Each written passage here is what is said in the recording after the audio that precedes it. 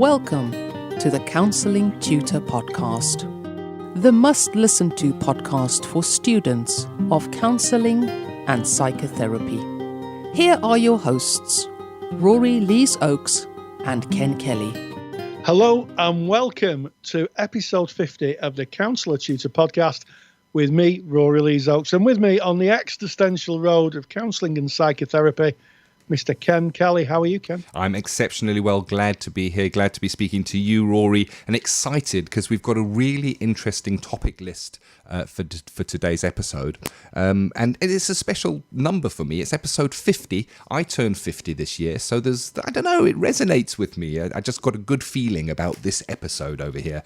And we're going to be kicking off by speaking about vocabulary, the vocabulary that we use within our counselling relationships with our clients, maybe the vocabulary that a client may come with. How about expanding our vocabulary so we have more feeling words that we may be able to use as opposed to just the basics of happy, sad. So we're going to be really delving into that one. Theory with Rory is really interesting, and it's a theory that I'm not that au fait with, so I'm looking forward to you sharing more. And can you kind of give us a bit of a taster of what this is about?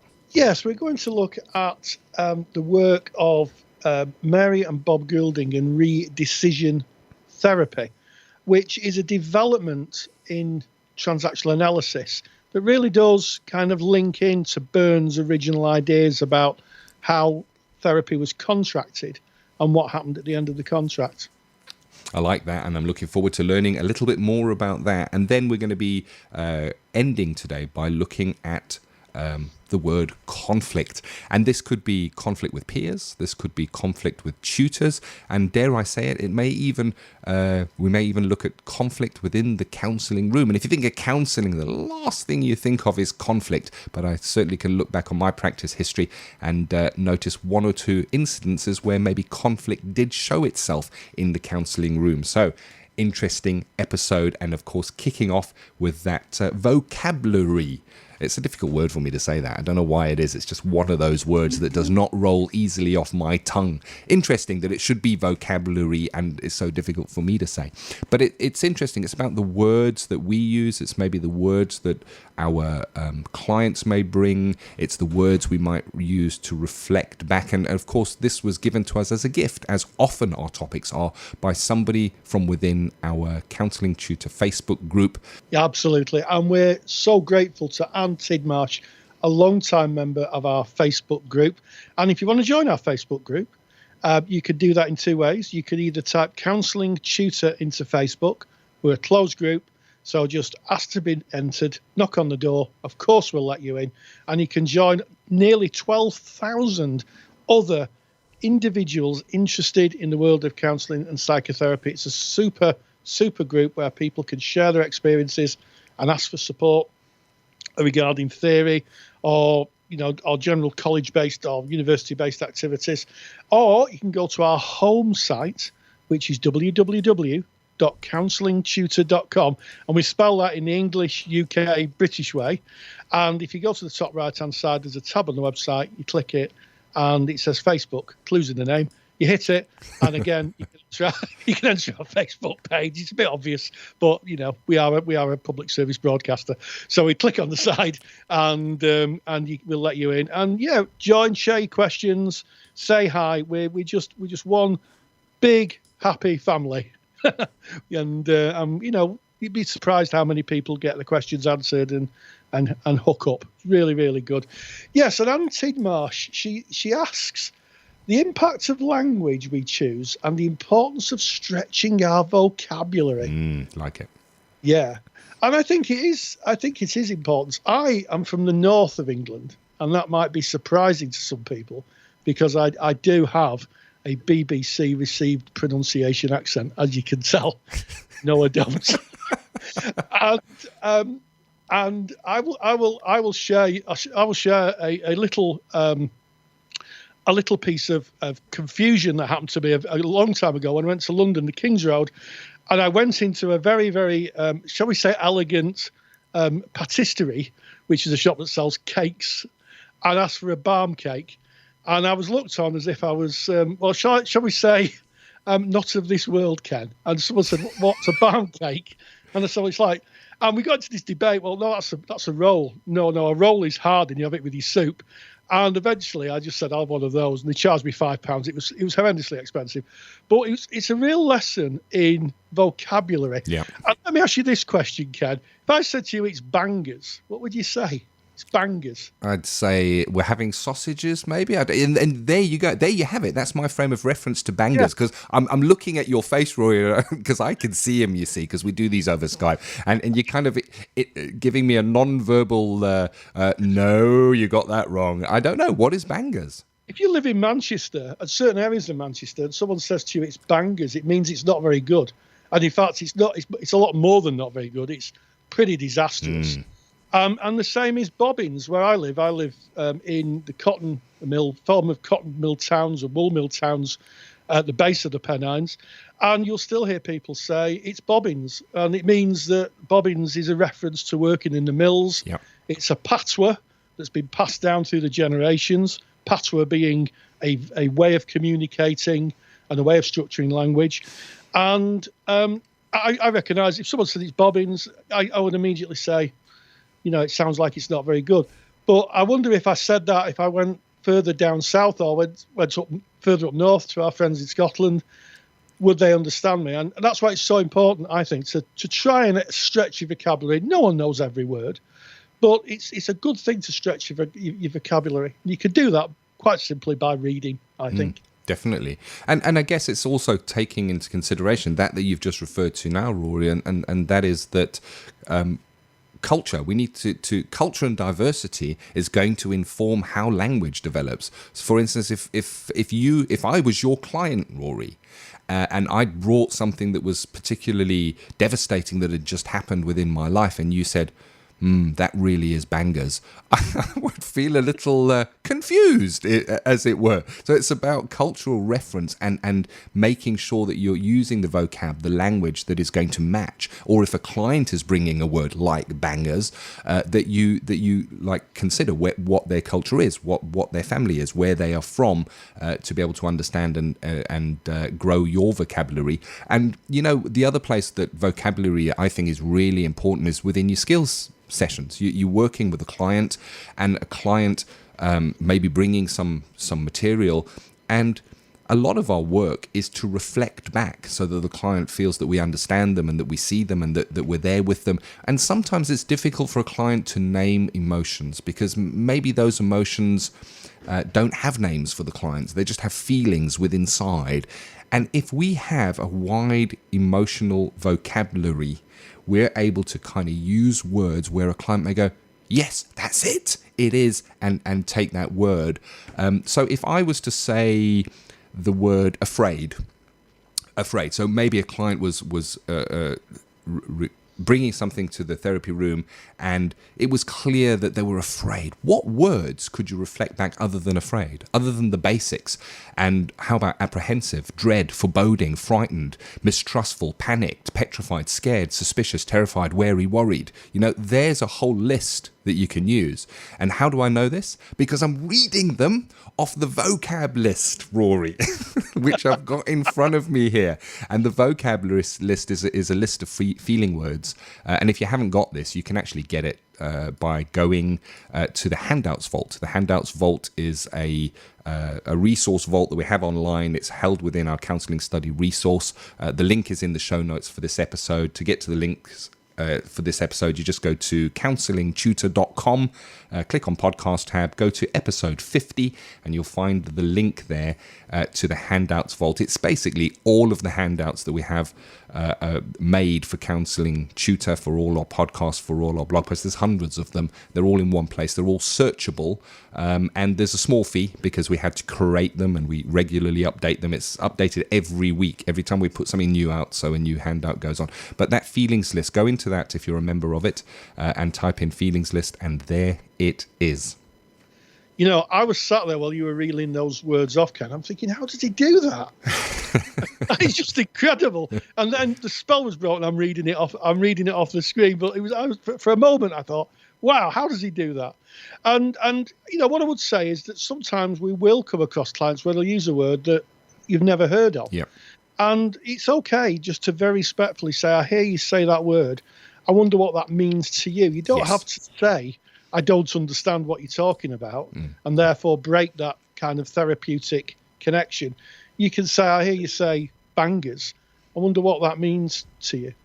And then hopefully someone you can explore it. That's kind of not a trick, but a technique to be able to work with vocabulary you've not heard of without giving the client the impression, I guess, that what they're speaking is a foreign language. I like that. And of course, being mindful of the body language of the client when they say a word. So if they're saying a devastating word like bangers, it's unlikely that they'd have a big smile on their face and be looking all bubbly as they're saying it. So we can kind of get a sense of the word. But I like what you're saying, Rory. We speak about that congruence. It's necessary within the relationship, and being congruent and using that exploration of what that means for you. I really like that. I'm writing that down, and that's going into my practice. Thank you, Rory. Nice gift from you.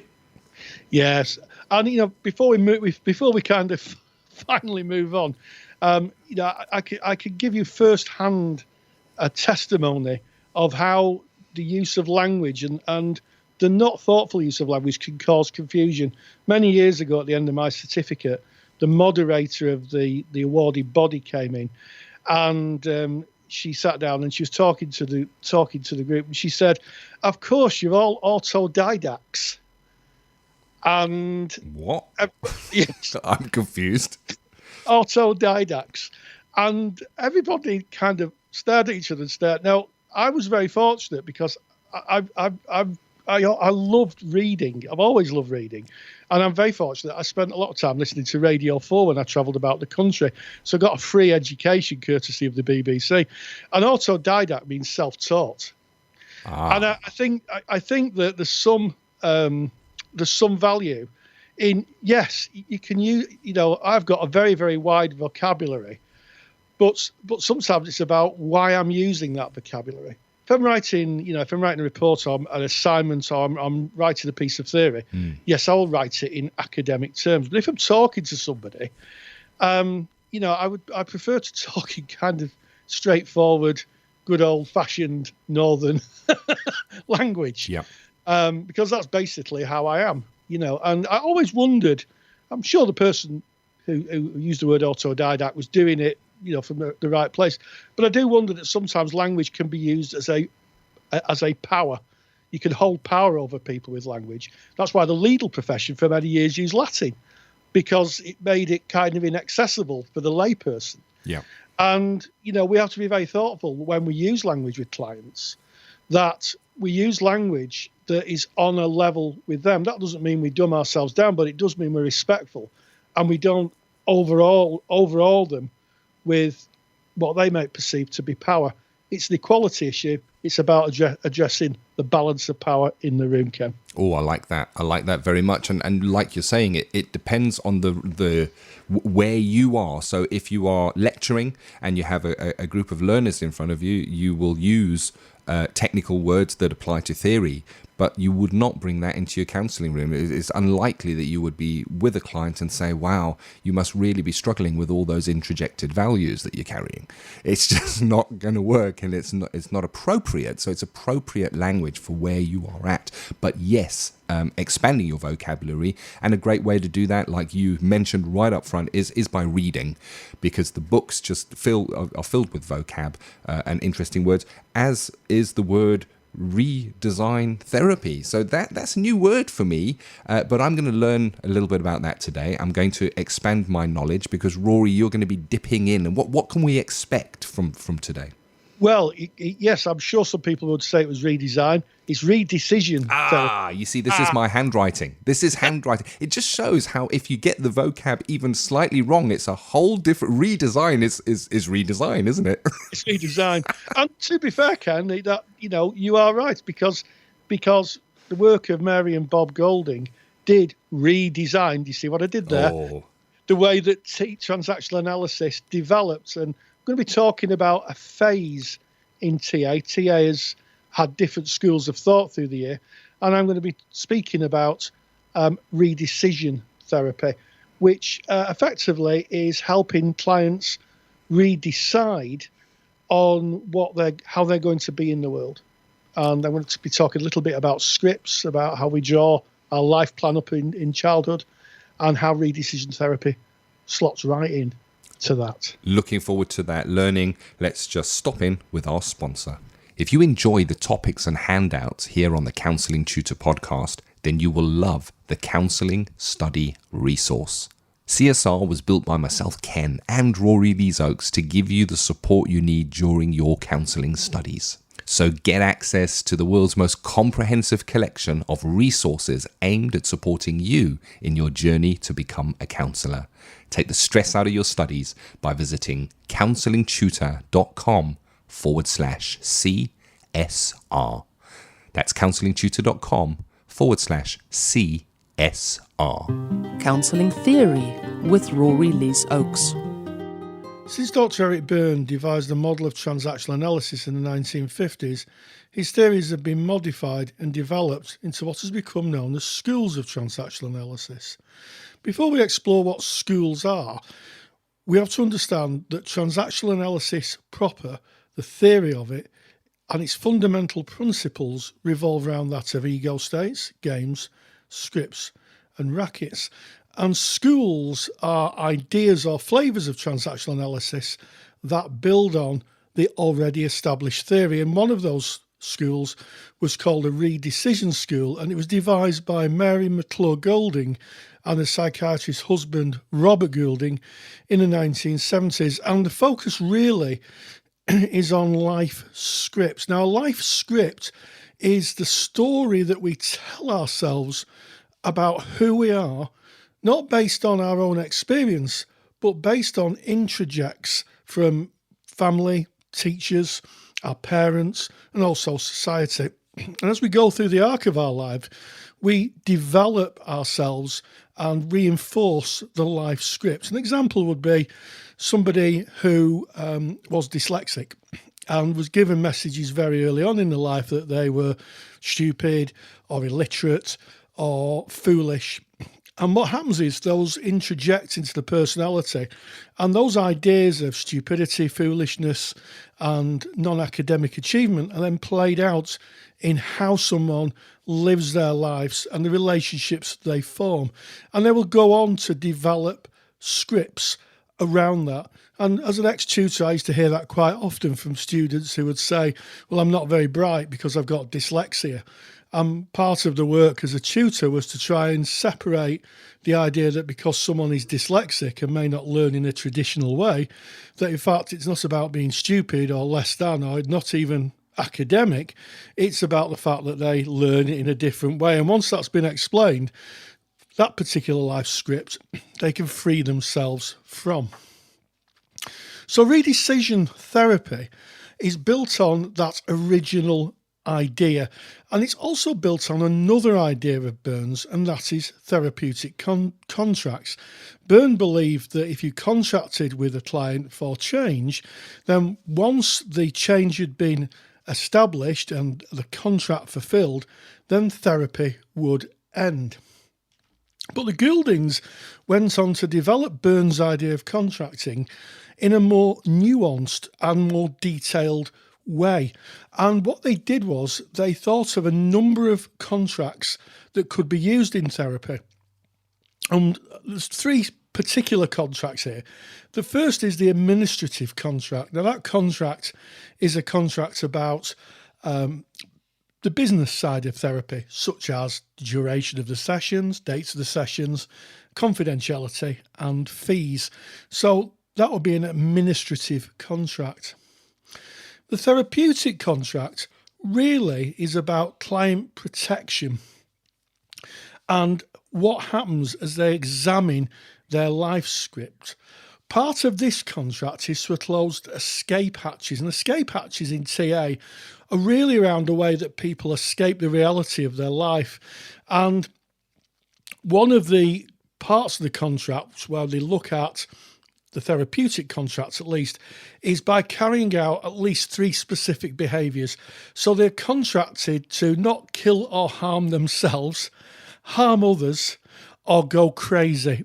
Now, this might seem quite a strange piece of contracting, but when you consider that part of the therapy is to literally examine people's self-construct and to challenge it, then you can understand that people may very, very well become unpacked in therapy, feel insecure, feel vulnerable. And indeed, by putting this contract in, it allows clients to speak about what's going on for them. And in fact, if they had a client who was thinking of killing themselves, then that could be negotiated. And one of the negotiating positions within the contract would be to say to clients, well, look, can we contract that you'll stay alive until the next session? And the idea in the therapist's mind is that when the client returns, the therapy will have started to take hold, and that particular escape hatch, that of killing themselves and leaving the world completely, will close, and they can look at their lives and be able to absorb the challenge of changing their script. The final contract, or one of the final contracts, is called a psychological contract. And this is where the client cuts through or challenges assumptions the client has about themselves and the worldview linked to their life script.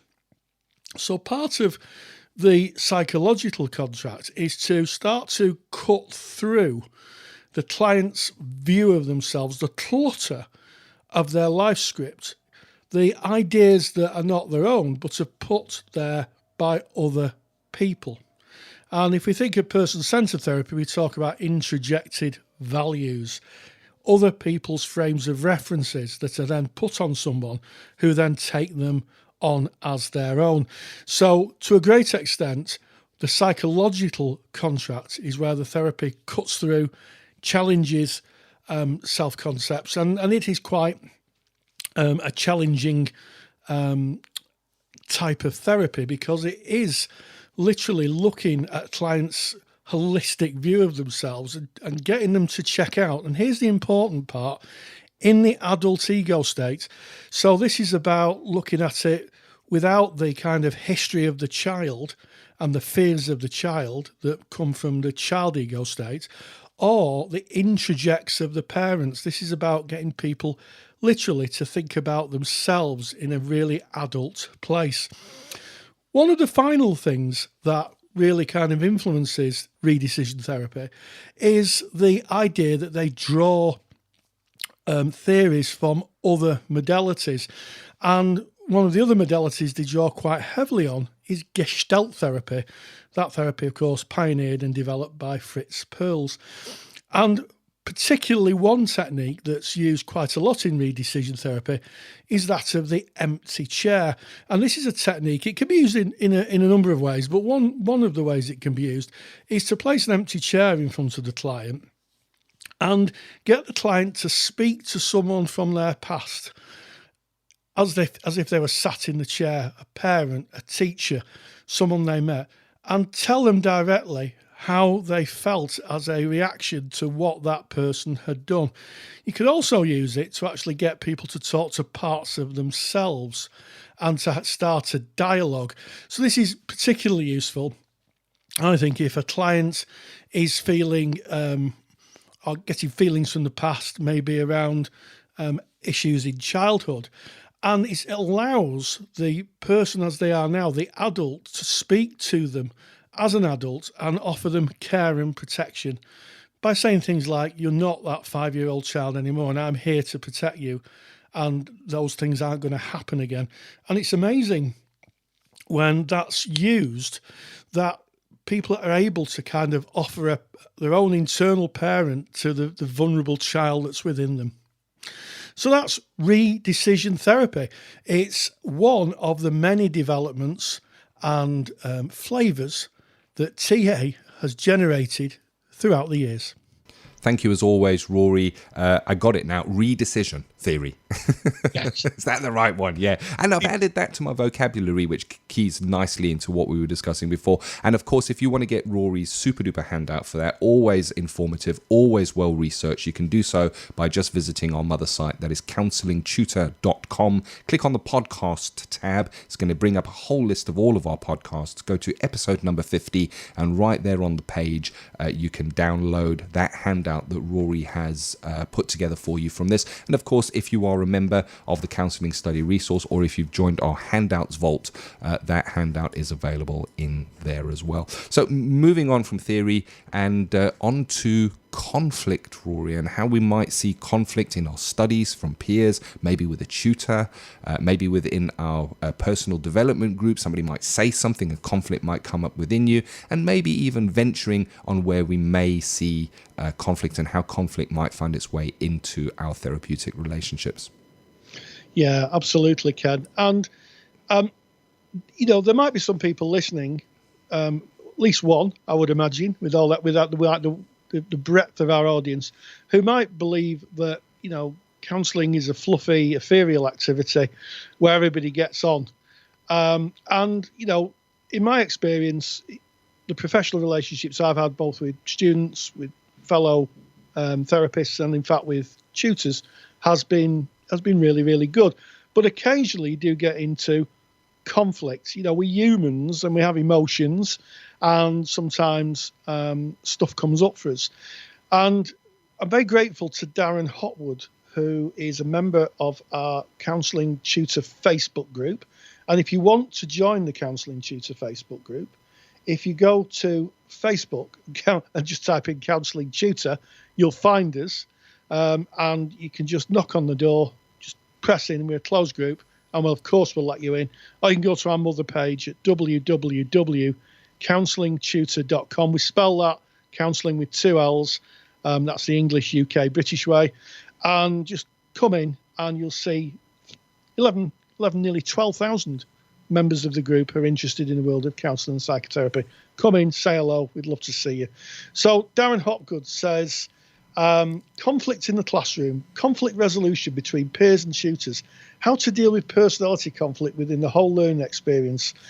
Well, I think it's really interesting. And one of the fears I have, and I've always had for a long time, is groups that are really passive. And I've taught groups, and they've been lovely. I don't want to knock groups. They were lovely, respectful. They got each other. They were all on the same page. But I do wonder as a tutor how much personal learning there is in that. Because everything that happens in the classroom, I think, prepares you for working in practice. And if you go through your entire counselling training career, never have any conflict, boy, oh boy, are you going to struggle when you come to work. It comes up in the therapy room because you've never prepared for it, and you've never developed that. And so I've seen pretty robust conflict. And my view is that everybody who comes to a counselling course is an adult.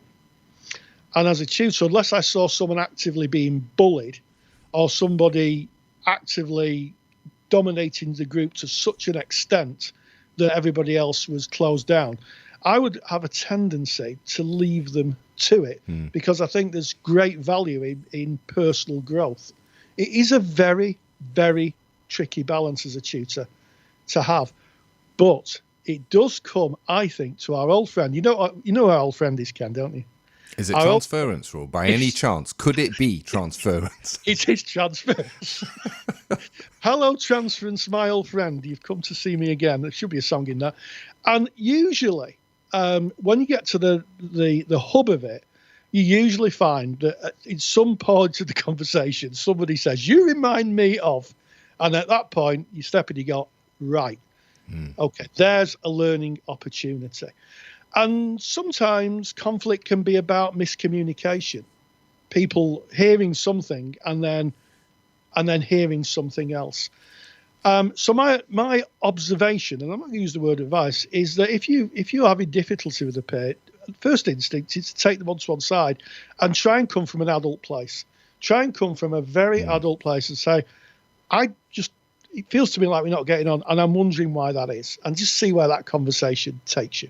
Yeah, and you're 100%. And when you're speaking about the adult place there, I'm thinking of the transactional analysis adult ego states, where you have the adult, the parent, the adult, and of course the child. And conflict has a tendency to push the feeler of that conflict either into a critical parent ego state or into an adaptive child ego state. And you're 100% right. If you come at it from the adult ego state, and both parties are in an adult ego state, then it is merely a debate. Because conflict, if you look at the word conflict, it's two conflicting ideas. It just means slightly different. And you're very right, Rory, in saying that it's very often about frame of reference, that one person will say or think or mean one thing, and it might be received through a filter, the filter that is your life experience, the way that you look at the world, differently. And that can feel threatening or whatever that is, and it brings up that conflict. And I think it's great learning, because we look at counselling, and there's another great debate about within the therapy room and challenge and what that is. And is challenge not in a way bringing an element, a tiny bit of conflict, very measured and very, very carefully used into the counselling relationship?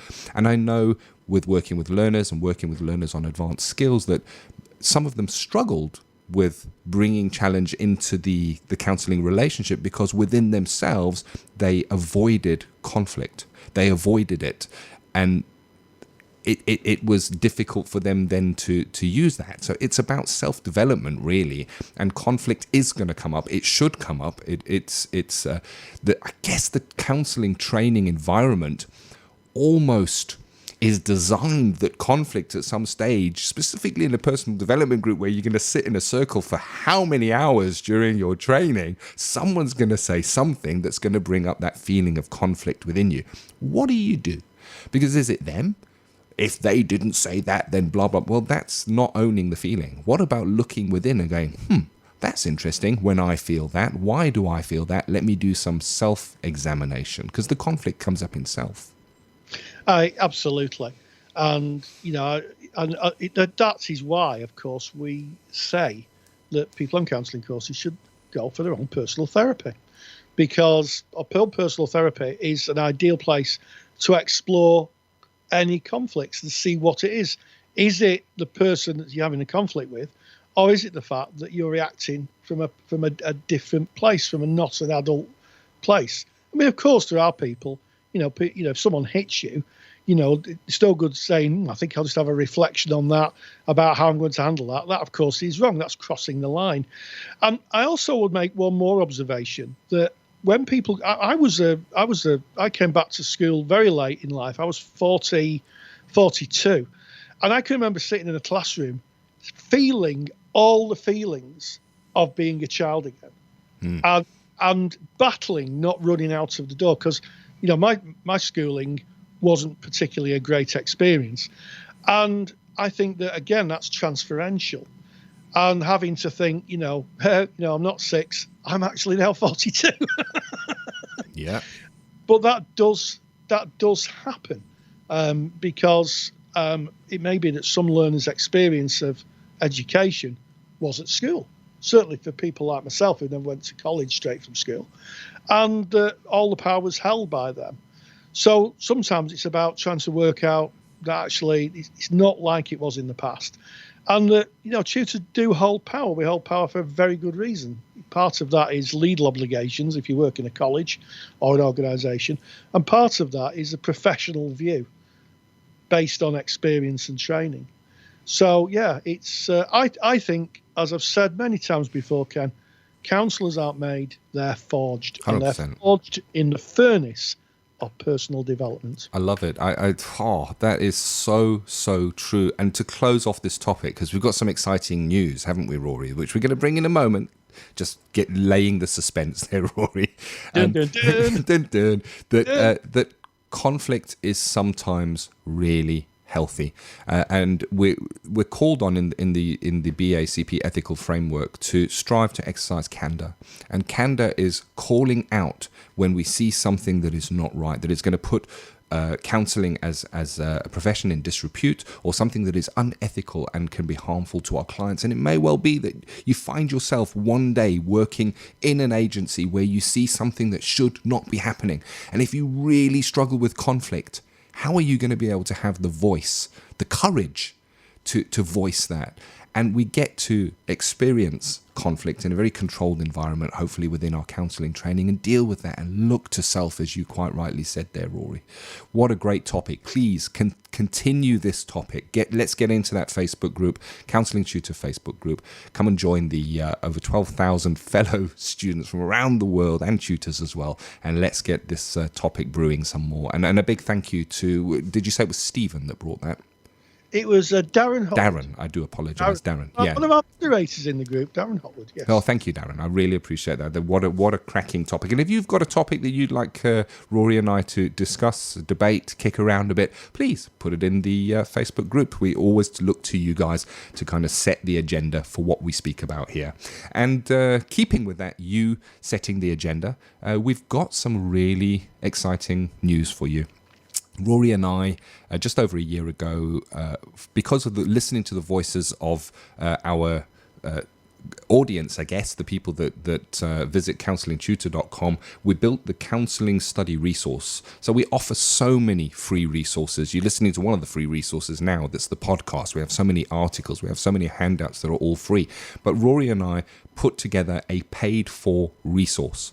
And it's where we put a lot of time, effort, Rory's experience as being a tutor for over 10 years, all his handouts and his teaching experience, and we kind of compress that down into what is now known as the CSR, or the Counselling Study Resource. You may hear us say CSR, that's all it means, Counselling Study Resource. And it's a resource that is absolutely jam-packed with over 50 gigabytes. Now, gigabytes are computer storage space, and it's just a lot, isn't it? 50 gigabytes is a lot. It's a lot. Yeah, if it's a truckload. If you had to print everything out, it's a truckload of resources. They're all digitally held, they're all downloadable. There's videos, there's audio files, there's handouts, there's Venn diagrams. There's just so much in the Counselling Study Resource, and we've run it for a year. It has been so successful. We've had close on 1,000 members come in and look at the Counselling Study Resource, and we decided to upgrade it, to put some more time into it, to give it a bit of a makeover. And we are relaunching the new look Counselling Study Resource. If you're already a member of the Counselling Study Resource, you have either already received, depending on when you're listening to this episode, or you will receive shortly an email with your new login details. You'll keep the same password, so you're all fine there. Everything stays the same. But if you're not a member of the Counselling Study Resource, we're going to be having an open viewing of the Counselling Study Resource, where Rory and I are going to, via means of a webinar, we're going to walk you through and show you exactly what is in the Counselling Study Resource. All our existing members, you are welcome to join that as well, where we'll be showing you around and show you all the new resources we've added, and all how to search it, how to find stuff, how to get support for your assignments, how to key into the really active community. So we're really excited with that. And all I can say is watch your emails. Look at your emails, look out for an email from Ken at Counselling Tutor with all the details, and you can come and join in and have a look at that. We're proud of it. And if you are a member of the Counselling Study Resource, you have a look around the newly built, prettier, easier searchable Counselling Study Resource. We'd love to hear your feedback as well.